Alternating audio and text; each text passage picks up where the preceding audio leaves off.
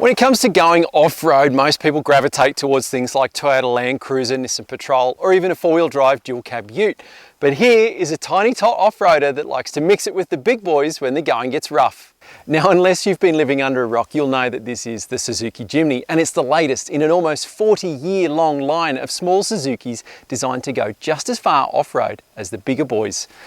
And it's a pretty simple formula too. You take a small, narrow body, short front and rear overhangs, decent ground clearance, and light weight.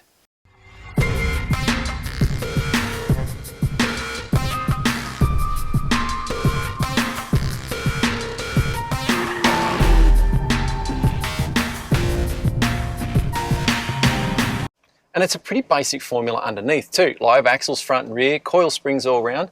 It's the same here on the inside. It's pretty basic, retro styling for sure, but you know, lots of exposed nuts and bolts, very chunky plastics, no frills really, not much storage, and there's even a lever down here to shift from high range to low range. Now the first thing you notice about the Jimny when you head off-road is just how nimble it feels. It's a small, narrow vehicle, short front and rear overhangs, really short wheelbase means you can cover some really challenging terrain. Now, that short body also means it's got a really tight turning circle, and that means on a closed-in bush track where most four-wheel drives would have to reverse out if the going gets a little too gnarly, the Jimny can pretty much turn around in that track and drive back out.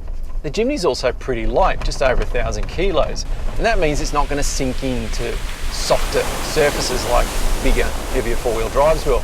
Now you might have noticed the all grip badge on the back of the Jimny. That's just Suzuki's way of saying that this thing's got part-time four-wheel drive. Then there's the Jimny's brake LSD. Now a lot of motoring riders are getting it all wrong. All this system is brake traction control. And look, it is really good that the Jimny has it because it means you lift a wheel in the air, start spinning uselessly, the system will brake that wheel, maintaining drive to the wheel that's on the ground, making sure that you keep going straight ahead. Now the Jimny might look like a toy, but I don't think it's a vehicle best suited to novice four-wheel drivers. So it doesn't have any electro-trickery traction aids that are going to help a novice four-wheel driver out of a tricky situation. So how far you go off-road in this thing comes down to you, your experience, and the line you take. Let's face it, most people aren't going to be anywhere near that adventurous with a Jimny. This is the sort of location you're likely to find a car like this. Suburban streets, speed humps, school zones, all the sorts of things we expect a modern SUV to tackle.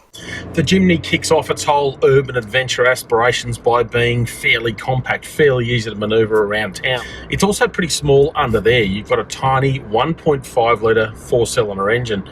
Not much go. You're looking at 75 kilowatts of power, only 130 newton meters of torque, and that torque peak kicks in at 4,000 revs. What all that adds up to is basically you got to flog it. Even then, you're going to be making modest progress. It's not the zippiest thing around, and it gets more challenging the more people you put in it, the bigger the hill you try to tackle it. Those dimensions also kick in with the way it behaves on the road. So you've got such a short wheelbase, so little room between the front wheels and the rear wheels. So you hit a speed hump and it's a pretty big moment. There's a lot of pitching and bounding around, and you're constantly aware that that weight is up quite high. So if you start to pitch it into a couple of corners, you can really feel that leaning going on. It's not exactly reassuring. And there is not loads of grip from those tyres either. So basically you just have to drive it accordingly around town. Fortunately, the engine helps out there because you're never going that quick. Now, yes, technically the Jimny is a four-seater, although they want to be fairly small people. There's not a whole lot of room back there. And if you do put four people in it, that is all you'll be taking because there is almost no boot space. You're talking about that much. It is absolutely tiny. And if you want to carry kids, or at least kids who are in child seats, first you have to take the storage bin out of the boot so that you can access the top tether points. Not exactly ideal. And all of that is an indication that this car really is best used as a two-seater. Turn it into a big boot in the back instead of the non-usable one that you got now. So make it two seats, keep it for a single or a couple without kids, and you'll be absolutely sweet. There's something that you just can't ignore with the Jimny, and that is safety. It's been tested by NCAP, the Australasian New Car Assessment Program, and got only 3 stars, so a pretty disappointing result. One of the issues they had was with the autonomous emergency braking system. Great that it's got it, it's just that it doesn't work that well. Can't pick up cyclists, for example, and it doesn't work at night, so Some slight issues there. The Jimny also doesn't do a great job of protecting the occupants, at least those sitting up front, particularly the driver. In the 64 km/h offset frontal test, it was found that head and chest protection was weak and marginal, so not exactly ideal. And while the rear seat occupant protection actually ranked okay with an overall score of 84%, it does highlight some of the pitfalls of NCAP testing. You see, NCAP doesn't do a rear impact test, and you don't need to be an astrophysicist to work out that you probably don't want to be here with your head right here when you get hit up the tail by a truck. None of which upsets its standing within the automotive world as a super affordable and supremely capable off-roader, and one that's also pretty cool to look at. Bit of a fashion accessory, this one.